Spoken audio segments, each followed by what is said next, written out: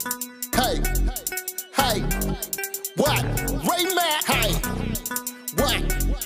Hey, what?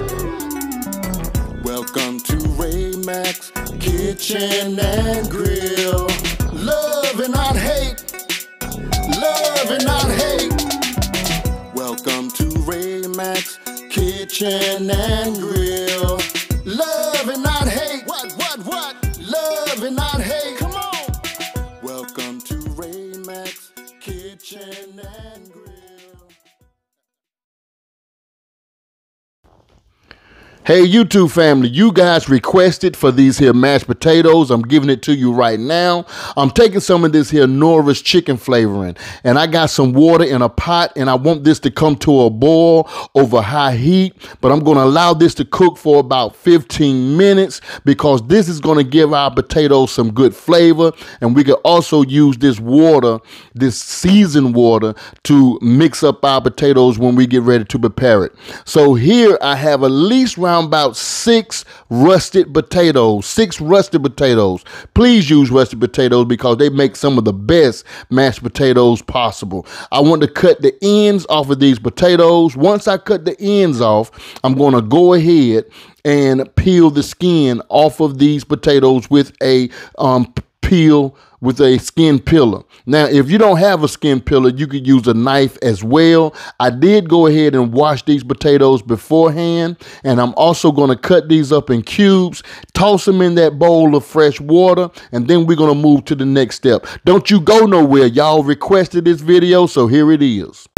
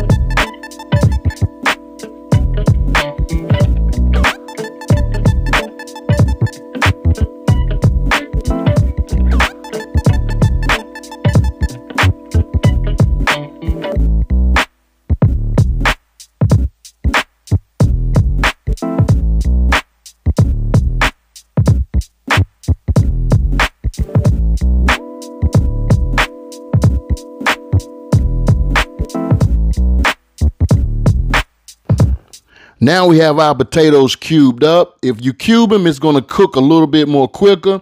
I want to go ahead and toss it into this here hot water.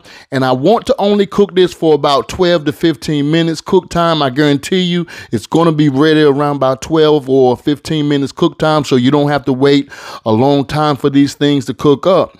Now, once your potatoes are ready and done or tender, you could take a fork and you can mash it, or you could just take it with your hand and mash it. But if you use your 2 fingers, you better be careful, because you might burn yourself. I want you to take you a bowl and just put your potatoes in a bowl, and then we're going to go ahead and season these babies up. So the first thing that I have in here, I have some of this here, the usual all-purpose seasoning. You can find it at Walmart. Now I'm also going to toss in some black pepper, and this is going to give it that, ooh, that nice peppery taste. I just love some black pepper in my potatoes. Now I also want to toss in some onion powder.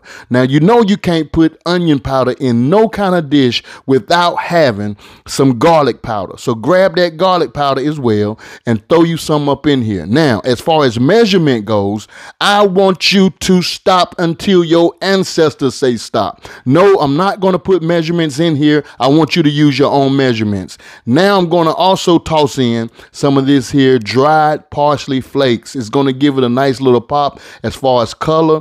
But this butter, I'm going to put in at least round about a half a tablespoon, about 2 tablespoons of butter into this here potatoes. Now you can melt your butter if you like, or you can put it in just like I did. I like putting it in like this so it'll melt while I'm stirring or preparing. Now I'm just going to use some of this here buttermilk ranch dressing because this gives it a little bit more kick. I love this here buttermilk ranch dressing inside my potatoes. Now I'm taking some of this half and half, and I just want to add just a little bit of half and half to this. It's going to make it a little bit more creamier, and it's going to give us that extra flavor that we're looking for.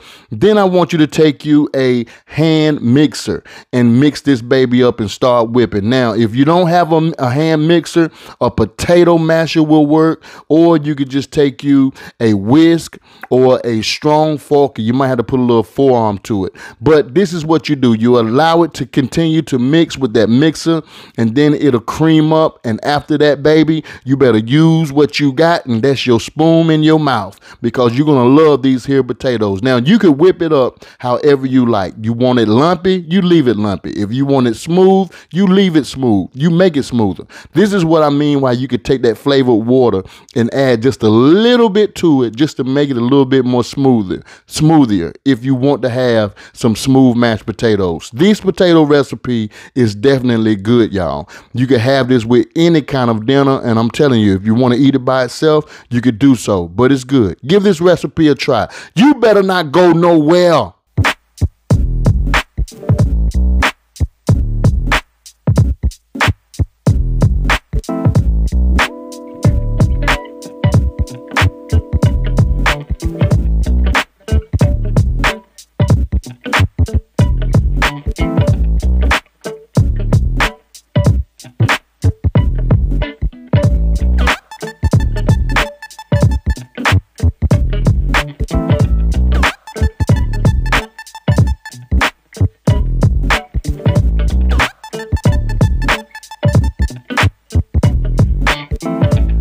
Now these potatoes are ready to serve up on a plate, y'all. I'm hungry right now, so let's go ahead and fix up a plate.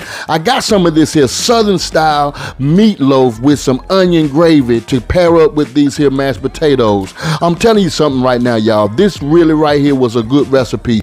If you want to see this here meatloaf recipe, hit the comment section and say, show me the meatloaf. I'm ready for it, and I'll show you what the meatloaf is all about, because this was a good dinner, y'all. But I also want to say thank you so much for checking out Ray Matt's Kitchen and Grill. Please like, subscribe, comment, love and not hate. Love somebody, please.